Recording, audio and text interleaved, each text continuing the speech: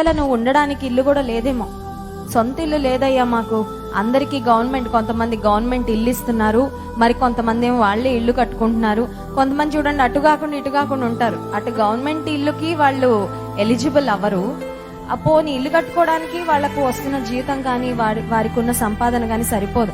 అలాంటప్పుడు అద్దిళ్లలో బ్రతుకుతూ ఓనర్స్ ద్వారా ఇబ్బంది పడుతూ ఉంటే ఏసే చెప్పే మాట ఏంటంటే, నక్కలకు బొరియలున్నవి, ఆకాశ పక్షులకు గూళ్ళున్నవి, మనుష్య కుమారునికి తలవాల్చుకుంటకైనాను స్థలము లేదు. నాకు కనీసం మీకు అద్దిల్లైనా ఉంది, నాకు అద్దిల్లు కూడా లేదు. ఏ ప్రాంతం తిరిగితే అక్కడ ఎవరి ఇంట్లో పడితే వాళ్ళ ఇంట్లో అలా బస చేస్తూ నేను తిరిగాను.